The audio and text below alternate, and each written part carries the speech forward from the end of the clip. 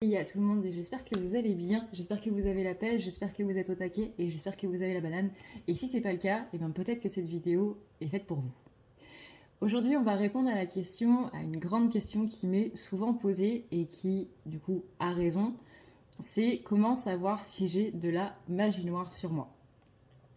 Donc aujourd'hui, on va essayer de répondre à cette question le plus précisément possible. Il y a plusieurs choses en fait qui indiquent que vous êtes victime d'un envoûtement, d'un rituel, de mauvais œil, voire d'une malédiction. C'est-à-dire que dans la magie noire, il y a plusieurs stades. D'abord, on commence au stade de mauvais œil. Mauvais œil, c'est quand une personne a des pensées négatives envers vous et qu'elle vous envoie du coup des énergies négatives. Donc s'il y a par exemple un rival, une personne qui est jalouse, une personne qui ne vous aime pas, une personne qui ne veut pas que vous soyez heureuse, etc., etc., les pensées de cette personne par rapport à votre bonheur et par rapport à votre vie va suffire à vous envoyer le mauvais œil. Ensuite, vous avez la partie rituelle, donc la partie envoûtement. Là, c'est vraiment quelqu'un qui pose, qui fait un rituel, du coup, pour que vous ayez littéralement de la merde sur vous et littéralement vous crée des blocages, etc., etc. Donc là, non seulement il y a une personne qui vous déteste, mais en plus, on fait un rituel dans la matière, on acte ça dans la matière pour que vous alliez mal. Donc là, on est un cran au-dessus. Et le dernier, la malédiction, là, c'est clair et net. La malédiction, le but, c'est que la mort. Voilà, il n'y a pas de façon édulcorée de le dire. Le but d'une malédiction, c'est que vous mouriez. Et généralement, ça se passe très rapidement. C'est pas quelque chose qui va se passer sur des années ou des années. Là, on est vraiment sur quelque chose de... par exemple, en un mois, votre santé se dégrade vraiment très très très vite. Et là, il faut faire quelque chose le plus rapidement possible. Donc, quels sont les symptômes? Vous voyez, j'ai fait ma petite liste là. Quels sont les symptômes du coup que vous pouvez avoir quand vous êtes victime donc de magie noire et qui vont vous servir littéralement à tout ce que je vais vous dire. Plus vous avez de points, donc je vous conseille d'avoir une liste aussi et de faire un petit plus à chaque fois que vous avez quelque chose. Si vous en avez beaucoup, malheureusement, c'est qu'il y a quelque chose. Si vous n'en avez pas beaucoup, c'est que, rassurez-vous, il n'y a rien. Donc on va commencer par les symptômes physiques. On a des sensations de piqûre, on peut avoir des douleurs dentaires, notamment des maux de tête. On peut avoir une gigantesque fatigue, des insomnies ou un sommeil qui est complètement décalé, mais alors complètement décalé. On va avoir des courbatures, des douleurs notamment au niveau dorsal, surtout au niveau de la colonne vertébrale ou au niveau des vertèbres du coup. Des troubles digestifs, une mémoire qui va être de plus en plus défaillante, une fatigue vraiment chronique qui va s'aggraver de plus en plus, où il n'y aura vraiment pas de sommeil réparateur. On va avoir aussi un manque d'appétit ou au contraire de grosses envies. Attention du coup au niveau des femmes, au cycle menstruel, parce que ça aussi ça joue, hein. Ça c'est quelque chose qu'on ne nous a pas spécialement dit, mais au niveau des règles, au niveau de votre cycle, que ce soit ovulation ou au niveau des règles, etc., ça affecte aussi notre manière de manger. Donc faites attention à écarter d'abord ce souci-là avant de penser que c'est possiblement par rapport à ça. Attention aussi aux migraines, vraiment aux migraines qui sont très fortes et qui sont ce que j'appelle moi incapacitantes, c'est-à-dire que vraiment vous avez tellement mal au crâne que au final vous ne pouvez plus rien faire et que c'est tellement douloureux en fait que vous ne pouvez vraiment, à chaque fois que vous bougez la tête ça vous fait mal, que quand vous vous levez ça vous fait mal, quand vous vous asseyez ça vous fait mal, vraiment c'est incapacitant. Vous pouvez avoir aussi des tremblements, alors pareil pour les tremblements, attention à tout ce qui va être carence, vraiment là, éloignez d'abord tout ce qui est raison médicale avant de vous dire que c'est de la magie noire. Donc n'hésitez pas à faire des prises de sang pour voir si vous n'avez pas des carences qui peuvent expliquer du coup des tremblements. Ça peut être bien aussi, on ne sait jamais. Vous pouvez aussi avoir la sensation d'être touché dans votre sommeil, voire même de faire de la paralysie du sommeil. Au niveau autre que physique, ça va être des angoisses, ça va être des cauchemars, ça va être une malchance répétée, des projets qui n'aboutissent pas. Aucun projet, tout ce que vous entamez, en fait, n'aboutit vraiment jamais. C'est ce qu'on appelle du coup de la malchance répétée. C'est vraiment quand, peu importe qu'est-ce que vous entamez, que ce soit un gâteau, que ce soit un projet professionnel, que ce soit aller en voyage quelque part ou quoi que ce soit, rien n'aboutit. Vous allez avoir un problème sur la route, vous allez, je sais pas, il va y avoir un problème avec votre four et du coup votre gâteau ne va pas se cuire, ou etc., etc. Mais tout ce que vous entreprenez ne fonctionne pas, ne marche pas, n'arrive pas à l'aboutissement et encore moins à l'aboutissement que vous vouliez y mettre. Ça va être des peurs constantes, des crises de panique ou des crises d'angoisse qui sont complètement soudaines, c'est-à-dire qu'un coup vous êtes en train de rire et la minute d'après vous êtes complètement replié sur vous-même parce que vous sentez qu'il y a une angoisse qui est vraiment en train de monter ou une panique qui est en train de monter et qui vous prend littéralement à la gorge, qui vous empêche de parler, qui vous empêche de vous mouvoir, qui vous empêche de penser. On rappelle qu'une crise d'angoisse, c'est quand c'est juste les peurs qui prennent le contrôle en fait de vos pensées, de votre cerveau littéralement, et que du coup ça vous paralyse. Ces crises d'angoisse et ces crises de panique vont littéralement vous paralyser. Vous ne pourrez plus rien faire à côté parce que il y aura juste la peur en fait qui sera là et qui va entièrement prendre le contrôle. C'est aussi des sensations d'oppression où vous avez l'impression qu'il y a quelque chose qui est autour de vous, qu'il y a une présence qui est autour de vous mais qui n'est absolument pas rassurante. C'est vraiment quelque chose qui vous oppresse, quelque chose qui va créer cette angoisse et qui ne va pas vous mettre bien du coup. Mais alors pas bien du tout. On est aussi sur des pertes financières ou des pertes au niveau du travail. Par exemple, pour ceux qui sont auto-entrepreneurs, ça va être beaucoup moins de rendez-vous, ça va être une baisse complète au niveau du chiffre d'affaires, etc. Ou alors que, par exemple, vous êtes dans la vente, par exemple dans la vente immobilière, vous ne faites plus de vente, il va y avoir, des blocages au niveau professionnel. Ensuite, il peut y avoir des animaux qui sont malades soudainement et que cette maladie peut mener du coup à la mort de l'animal. Des pensées qui ne vous appartiennent pas, notamment des pensées de suicide ou des pensées de faire mal aux gens, alors que c'est pas du tout dans votre système de pensée de base. On a aussi un repli sur soi qui est exacerbé, où on s'enferme dans une solitude, il y a une perte de motivation aussi, de motivation notamment pour aller voir les autres, mais aussi pour faire des choses notamment qui vous plaisent, des passions. Voyez, où normalement vous avez absolument aucun mal, par exemple à faire du dessin ou à peindre un tableau ou à faire de la musique, etc. Là, vous n'avez vraiment plus envie de rien pendant longtemps. Parce que du coup, je repense à la semaine dernière où vous n'avez pas trop envie de faire des choses. C'est vraiment pendant longtemps. Voir si ça s'installe déjà pendant un mois où vous avez pendant un mois une envie de rien, déjà, il faut se poser des questions. Si c'est 3 jours, une semaine, c'est peut-être les énergies qui sont en cours.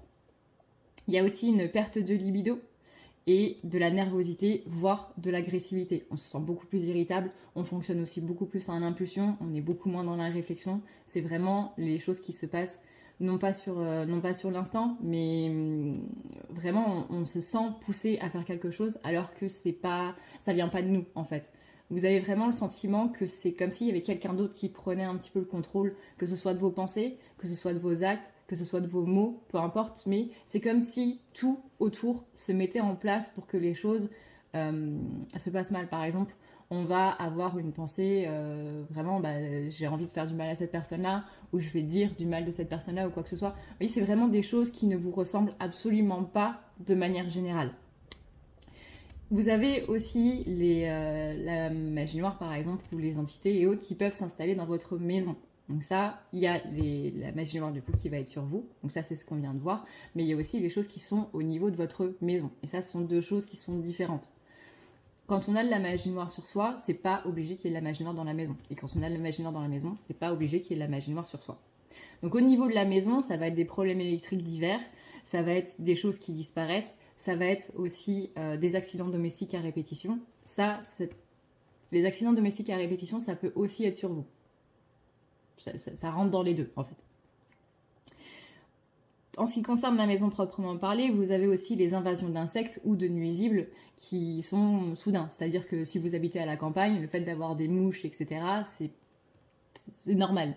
Mais si vous êtes à la campagne mais que vous en avez absolument jamais et que tout d'un coup vous avez une invasion de mouches, effectivement là il faut se poser des questions. Pareil si vous êtes en vie, etc. Vous voyez, c'est vraiment quelque chose de soudain. C'est quelque chose dont vous n'avez absolument pas l'habitude. Quand aussi... Non, c'est tout. C'est tout. C'est déjà pas mal. C'est déjà pas mal. Et aussi l'impression de ne plus être chez vous, en fait. C'est que... admettons, vous avez payé votre maison, vous l'avez fait construire, etc. et vous vous êtes senti comme dans votre foyer. Littéralement, c'est votre foyer, vous vous sentez chez vous. Et que du jour au lendemain, vous avez envie de bouger parce qu'il y a quelque chose dans la maison qui ne vous plaît plus, en fait. Qu'il y a cette sensation de ne plus être chez vous et que vous devez en partir le plus rapidement possible. Là, vous savez qu'il y a un problème parce que c'est ce sentiment d'oppression-là, à l'intérieur de vos murs, de votre maison que vous avez fait construire ou que vous avez acheté ou que vous louez, tout simplement. Mais c'est comme si la maison elle-même vous poussait à partir. Là, il y a un nettoyage de maison qui est à faire. Je viens de voir un moustique passer là. Autre chose qui est importante du coup à souligner maintenant qu'on a vu un petit peu quels sont les symptômes, on va dire, de tout ça, c'est d'abord vraiment très important, je sais pas faire un triangle, si, comme ça, voilà, très important, avec un point d'exclamation là au milieu. Enlever d'abord tout avis médical, vraiment. On pratique un désenvoûtement quand on a enlevé tout avis médical où on ne trouve pas spécialement de réponse, parce que le désenvoûtement ne va pas enlever la maladie. Ça enlève les énergies, ça enlève la magie noire du coup qui est présente sur vous, les énergies négatives littéralement qui sont présentes sur vous, mais ça ne va pas enlever la maladie. Donc d'abord on enlève toute explication, on va dire, rationnelle entre guillemets, tout ce qui est médical, donc notamment, comme je vous disais tout à l'heure, au niveau du cycle menstruel chez les femmes, en ce qui concerne la perte d'appétit ou la prise justement d'appétit. En ce qui concerne les tremblements, on vérifie tout ce qui est au niveau des carences. Pour les animaux, c'est pareil, on fait appel à un vétérinaire. Maintenant, voyez, si vous êtes malade tout d'un coup en 3 jours, alors qu'avant vous pétiez le feu et qu'il n'y a aucune explication, vous avez passé tous les scanners, tous les IRM, toutes les prises de sang et qu'on ne trouve absolument rien, là, effectivement, il y a un problème. Il y a aussi au niveau du groupe psychologique, en général, moi ce que je dis, c'est qu'une personne qui est totalement heureuse, ne va pas avoir de magie noire. C'est-à-dire qu'on pourra lui en envoyer, ça ne va pas lui faire d'effet. Pourquoi ? Parce que la magie noire, elle s'attaque à une faille qui est déjà présente à l'intérieur. Et généralement, on a tous des blessures qui sont là pour venir nous faire chier un petit peu dans la vie. Ça, vous pouvez le voir dans n'importe laquelle de mes vidéos, j'en parle tout le temps. Les blessures, elles sont là pour une bonne raison. Même si sur le coup, on ne dirait pas spécialement. Mais la magie noire, elle va s'attaquer du coup à une faille, notamment à une peur que vous avez. Donc, encore une fois, une personne qui est totalement heureuse n'aura jamais de magie noire. La magie noire va flotter, mais elle ne va pas rentrer à l'intérieur. Ça ne va même pas l'affecter. Mais si, admettons, vous êtes toujours heureux et qu'un jour, pam, il se passe quelque chose et que du coup, vous avez le moral qui baisse un petit peu, vous vous sentez un petit peu moins bien, la magie noire, là, elle rentre. Elle rentre par cette faille et elle amplifie une peur que vous avez. Et c'est ça qui va créer vos blocages. Parce que les blocages, principalement, on se les crée de nous-mêmes, de par nos peurs, de par ce qu'on vibre, etc. La magie noire, elle va amplifier ça. Donc elle va amplifier un blocage qui est peut-être déjà là, ou alors, du coup, le fait d'amplifier une peur, ça va créer le blocage. Vous voyez ce que je veux dire ?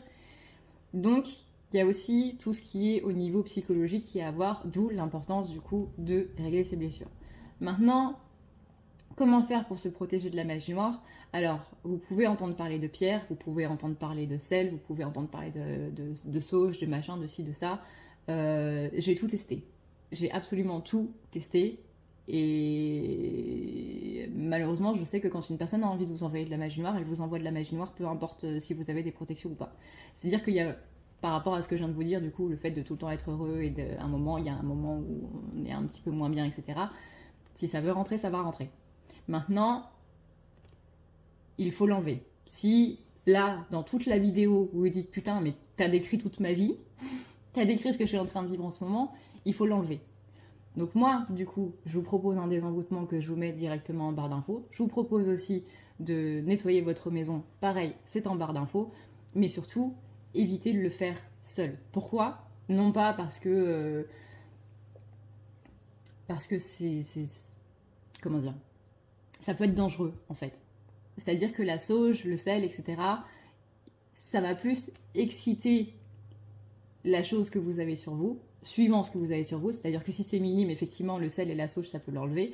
Mais si c'est beaucoup plus gros et beaucoup plus intense, là, ça va juste un petit peu le titiller. Vous voyez, c'est comme si moi, avec mes petits bras tout frêles, là, j'allais foutre un point à un grand paraquet. Je vous laisse imaginer la suite. Après, c'est moi qui me retrouve par terre. Donc évitons. Disons que tout ce qui concerne la magie noire, faut vraiment le laisser à des gens qui savent le faire. Si vous n'avez jamais été là-dedans ou quoi que ce soit, vraiment, je vous recommande d'éviter au plus possible. Parce que c'est dangereux, vraiment. Le nombre de personnes qui sont venues me voir en mode j'ai utilisé de la sauge et tout, et finalement c'était encore pire, c'est normal. C'est normal.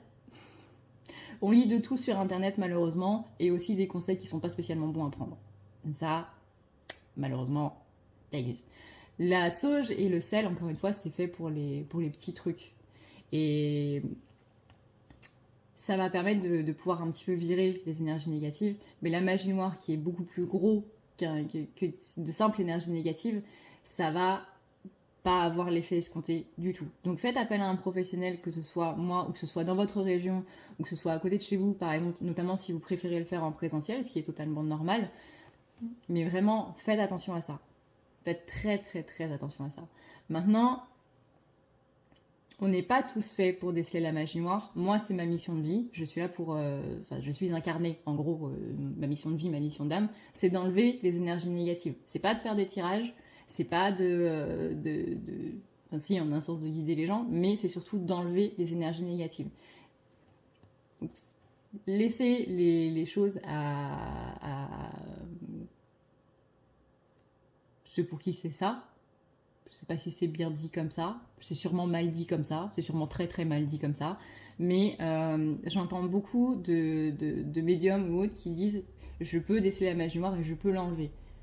Non. C'est pas parce qu'on est médium qu'on peut déceler la magie noire ou qu'on peut l'enlever. Voyez ?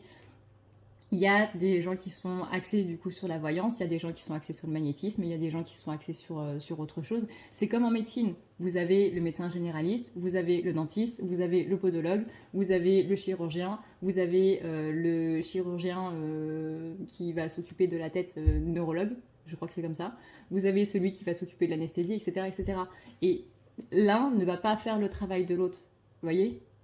Donc faites attention aussi à ça. Parce que ça, je l'ai souvent entendu aussi, des gens qui disent bah, il m'a désembouté, il ou elle m'a désembouté, mais ça n'a strictement rien fait. Faites attention, c'est vraiment là-dessus utiliser votre ressenti en fait. Comment savoir si vous pouvez aller vers telle personne ou vers telle personne? C'est uniquement par rapport à votre ressenti. Si votre ressenti vous dit bah, cette personne-là, je peux lui faire confiance pour lui confier mon problème, allez-y. Si par contre vous êtes en train de vous dire je suis pas sûre que ce soit la meilleure personne pour ça, si vous avez le moindre doute ou quoi que ce soit, vraiment, ne le faites pas. Encore une fois, que ce soit avec moi ou avec n'importe qui, mais écoutez-vous, c'est vous et vous seul la personne qui sait le mieux. Là, c'est vous qui allez savoir si vous êtes envoûté, si vous êtes victime de magie noire, s'il y a quelque chose chez vous ou pas, et c'est vous, et uniquement vous, qui pourrez savoir quelle est la meilleure et unique, quelque part, personne qui pourra vous aider. Faites-vous confiance. C'est ça le plus important. Et c'est le message le plus important de cette vidéo. Faites-vous confiance. Uniquement. J'espère du coup que ça a pu répondre à la question comment savoir si j'ai de la magie noire chez moi ou sur moi. Et que voilà. Encore une fois, je vous mets tous les liens du coup en barre d'infos. Et encore une fois, n'hésitez pas à aller voir dans votre région si vous préférez une personne qui le fait par rapport à votre région. Voilà. Sur ce, et bien du coup, j'espère vraiment que ça pourra aider. Et puis bah moi je vous dis à une prochaine, dans une prochaine vidéo, un petit peu plus du coup sur des meilleures énergies que c'est de la magie noire. Et puis et bah, je vous fais de gros bisous d'esquimaux. Je vous dis à une prochaine. Ciao. Prenez soin de vous, c'est le plus important. Bonne journée. Bouh! Si tu veux prendre rendez-vous avec moi, c'est très simple. Tu as juste à dérouler ici la barre d'infos et tu vas chercher ici. Si tu veux un soin, un désenvoûtement, un nettoyage ou un tirage par téléphone, tu as juste à cliquer sur le premier lien ici. Tu seras mené à cette page qui va te permettre de pouvoir choisir un tirage, une thérapie transmuter un petit peu toutes tes blessures. Tu as aussi les soins énergétiques, les soins pour les animaux, nettoyage des chakras qui correspond aussi à un rééquilibrage. Tu auras aussi le nettoyage complet qui va pouvoir nettoyer ton aura et tes chakras. La petite nouveauté, c'est le désenvoûtement, mais aussi le nettoyage des énergies noires qui sont présentes dans ta maison. Ensuite, tu as les forfaits si tu veux avoir plusieurs rendez-vous en un seul. Sache que quand tu cliques sur réserver, c'est à toi du coup de choisir tout simplement le créneau que tu veux avec l'heure et le jour. Tu peux payer par carte bancaire ou par PayPal. Si par contre tu veux du coup un tirage audio qui t'est envoyé par mail, que ce soit un tirage romantique ou autre, c'est le lien qui est juste en dessous. Tu as le tirage de l'année 2020, tu as le tirage de ton évolution personnelle, tu as un tirage romantique simple avec 15 questions et un tirage romantique plus complet avec 18 questions. Tout ça, c'est envoyé par mail sous format audio. N'oublie pas que si tu as la moindre question, tu as ici le chat qui t'est proposé. Tu as juste à renseigner ton adresse mail parce que sinon je ne peux pas répondre à ton mail à partir du moment où tu quittes la page. Donc n'oublie pas de renseigner ton mail si tu veux avoir une réponse. Voilà!